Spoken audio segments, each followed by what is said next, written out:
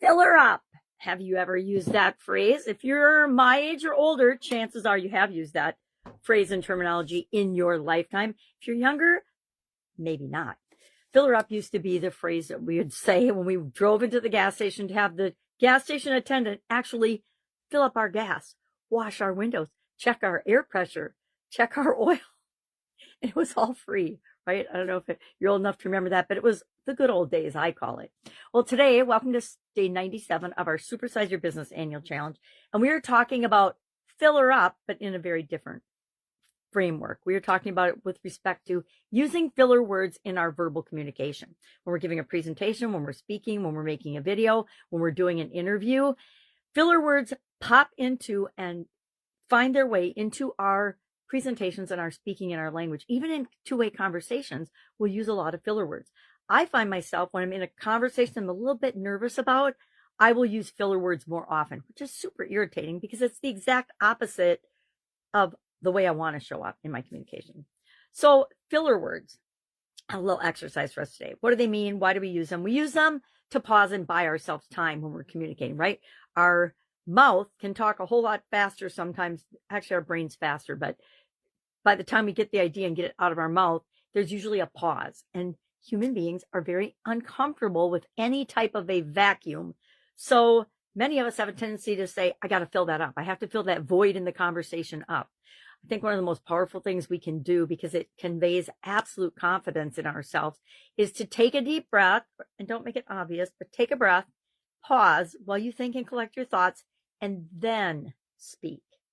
Instead of, oh, I don't know, look, like, do you know what I mean? All kinds of phrases that we use. And so in my Supersize You group today, I asked them to listen to 30 seconds of any one of my videos and then give me feedback on the filler word that they catch me using the most.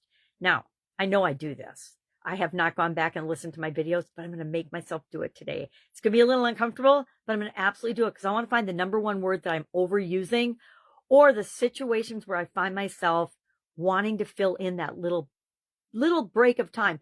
And it's usually only like 5 or 6 seconds, right? But we use it, right? Right's one of mine. But we use it to fill that void in. And we don't want to do that because it dilutes our message. It dilutes our presence, right? It dilutes our presence. Again, I said right. All right, I think we know what mine is today. Right is definitely one I use a lot. So we want to show up powerfully. We want to show up confidently. I would also like to challenge you in addition to giving me feedback on what filler words I tend to use too much. I would like you to record yourself or find a recording of yourself and listen back to it and find out what is your number one filler word that you use and share that in the comments below. I just want to see how many of us business people use the same type of filler words. I think it might be a little industry specific. I think it might be cultural, depending on our organization. I just want to do a little research into that. Also today, we are on step 2 of our SOAP framework.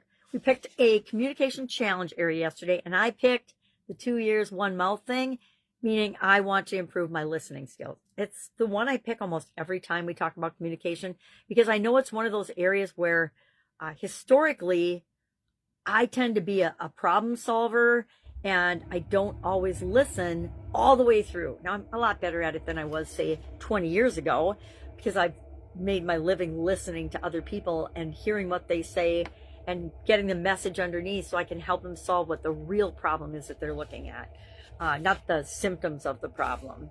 I guess I've been doing that for 40 years or more.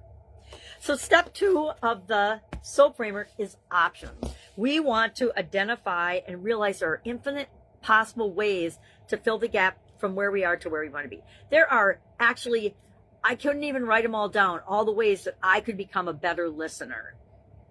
So I want to brainstorm. I'm going to show you exactly what I do. In my handy dandy journal for the annual challenge, I actually list out 1 through 10 because I'm going to use the 10-3-1 tool, which is just a brainstorming tool I made up. I just made it up. Like my daughter, we make up words if we don't have one for the current situation.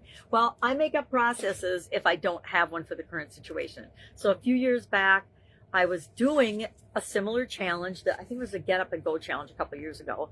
And so I was like, I need a tool that I can use that will help us with the SOAP framework and help us with the process. And one tool that can be used for more than one step.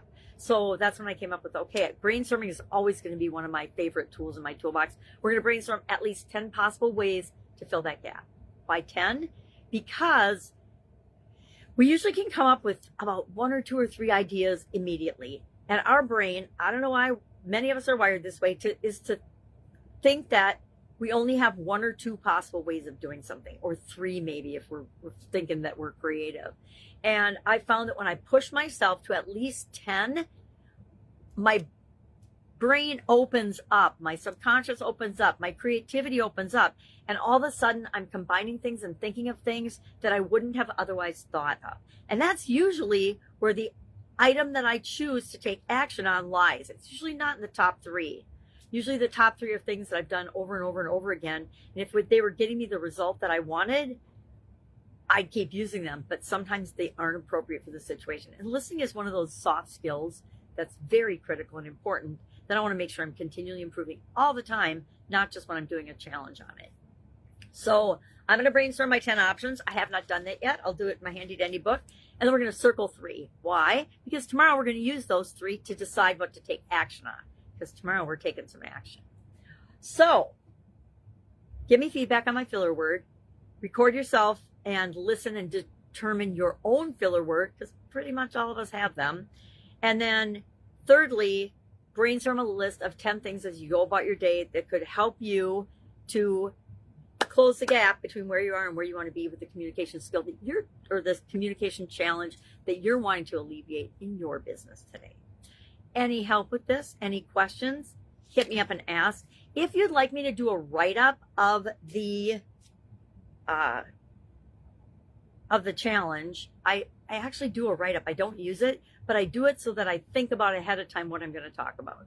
And then I just talk about it because of my personal vision challenges.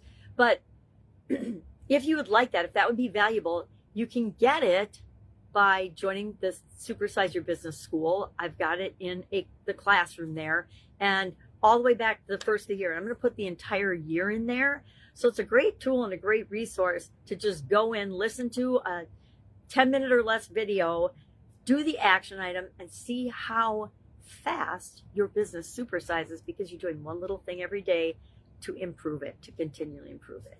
All right, if I can help you anyway, ask. Otherwise, have an awesome day. Looking forward to seeing those filler words. And I'll, of course, be with you tomorrow. Bye.